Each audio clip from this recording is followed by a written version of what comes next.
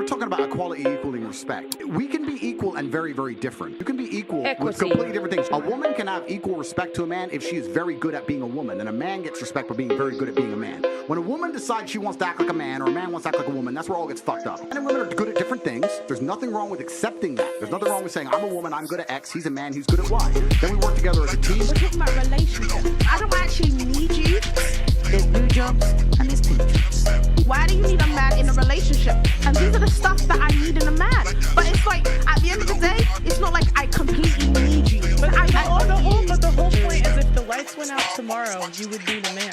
In society, agree. Why do we act like women are so useless? I can change a tire. I'm saying if the lights went out tomorrow, you would need someone to protect you. You would. Of course. True equality isn't about making everyone the same. It's about honoring the unique contributions each gender brings. Men shine as men, women shine as women. That's the natural balance. Mash the roles together and the system collapses. We're meant to complement each other, not compete in identical lanes. Different abilities, equal value. That's real equality. Modern feminism, unfortunately, throws this reality out the window. With the fire that you started in me, but you never came back to ask it out. They don't truly miss you when you're gone. They only feel it once you've moved on. Then reality hits, and suddenly 40 alone looks terrifying. Nowadays, you see women waiting. They're waiting. Well, I want to focus on my career. I want to focus on my degree. I want to be successful. Nothing wrong with that. But what happens is they get to 30 and they have an epiphany. They're like, oh shit, I got to hurry up. Mm-hmm. Like we had a guest on here, I won't say the name. Timeline. 35 years old, childless, no husband. You're at that, we call it hitting the wall. Yeah. And then they become negative around it and start saying men are shitty, men are douchebags. And then they get in their 40s and they end up on TikTok talking shit at 40 years old, which is pointless, right? What did you do in your 20s? And this is another thing. It's interesting on planning. Watch this, Sean. And I know you get this. You talk to men, you say plan. You counsel women, plan. I ask a woman on the show, what's your 2 to 5 year plan? I don't know. You don't know. But yet you want a quality man. You're 35 years old. Exactly. Apps and social media gave women endless options, fooling them into thinking time is infinite. But the clock ticks, and reality bites. Meanwhile, the only legacy they're creating? A menagerie of cats and dogs. That's their family, because good men have already checked out. Being in your late 20s is so hard. I've seen a few people talk about this and just kind of the loneliness of your late 20s, and especially people who are kind of in this middle stage of, hey, I'm not married, don't have kids, not in a relationship, but I'm also not going out every weekend.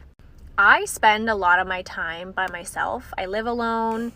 I come home from work. I go to the gym. I spend my evenings alone. And on the weekend lately, I feel like I've been so exhausted that all I want to do is like spend time by myself. And I'm struggling with questions about work.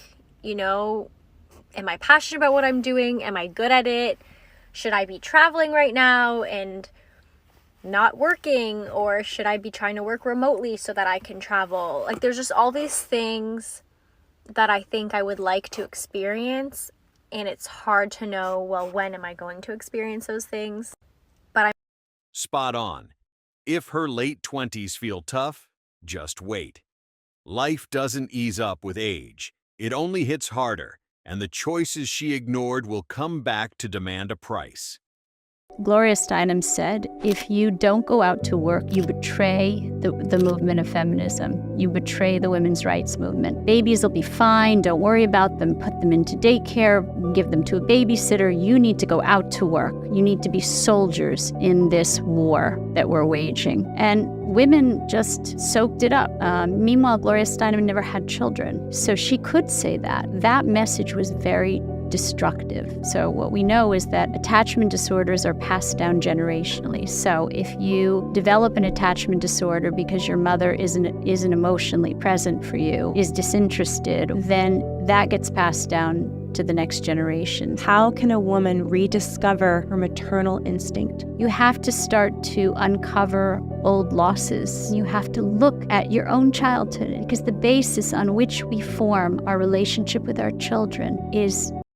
Exactly. Attachment issues fuel a ton of personality problems. Yet somehow women skate free every time, never facing blame for the mess their unresolved baggage leaves behind.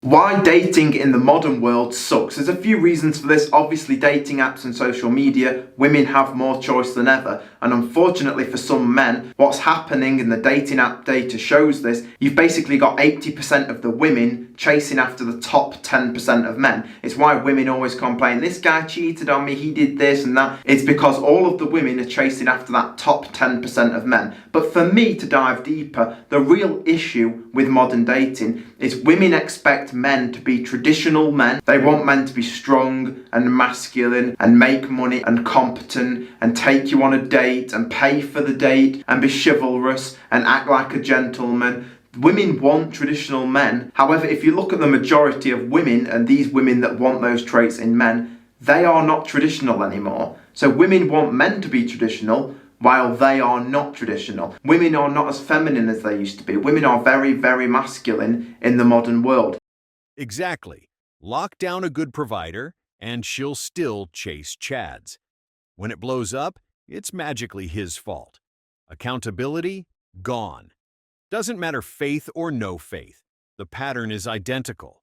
Modern feminism handed women a free pass to betray without consequences, and men are left footing the bill. Now this one is for my ladies. Let's get into it. After I graduated with my master's, this woman that I used to work with, you know who you are, she pulled me aside. She said, Sam, you're a pretty girl. When are you going to settle down and get married? I laughed and I said, probably after I get my LCSW. She looked at me dead in my eye and said, shut the door. And so I did. She said, now look around, Sam. Look at the women my age. Look at the women who prioritize their career over family. And now they're lonely. All they have is their career, searching for meaning in vacations and brunches. And I saw it with my own eyes. It wasn't what I wanted for myself. She said what matters to her most now is her husband, her kids, and her grandbabies. That was her legacy. Y'all, and that changed everything for me. So I say all that to say this. Ladies, stop buying the lies of culture. Family is ministry. It's your first ministry. We weren't created to fight being helpmates. That's our divine purpose. We were created to walk in it with power. Don't lose yourself trying to chase a version of success that leaves you empty. God's way still works. Spot on. Almost every woman avoids this truth. Lost in the feminist hype. Independent queen. Career first. Kids. Later, or never fast forward to 38, resume stacked, Instagram curated, bank accounts decent. What's gone? Family, fulfillment, real connection. All that's left is hollow likes and loneliness. Most won't admit it until it's far too late. In business, you have something called supply and demand, basic economics. You have a supply and you have a demand. When there's too much supply and not enough demand, you have something called a market surplus. There's a market surplus of single women over 30. So what happens when you have a market surplus is you're in the market surplus market, right? You go to the landfill. Who shops at the landfill? Dudes that are on the market surplus scale. So when you're a lady and you're in the market surplus things, you want to be a business tycoon. From one business tycoon to another, you're mispricing the product, and market's going to tell you that. Women past 30 keep acting like they're at the top of the game, oblivious that the market moved on without them. Staying picky and single forever won't summon elite men magically.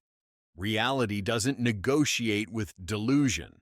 The clock ticks, and the price of options drops, whether they admit it or not.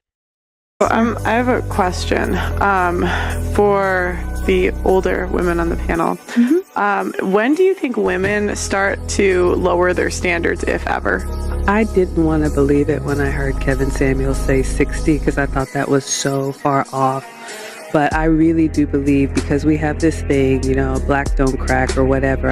I'm still 47. In 3 years, I'll be half 100. I should move differently than someone that's 27. So I would say women mistakenly think I can still compete in that arena, so I shouldn't have to settle.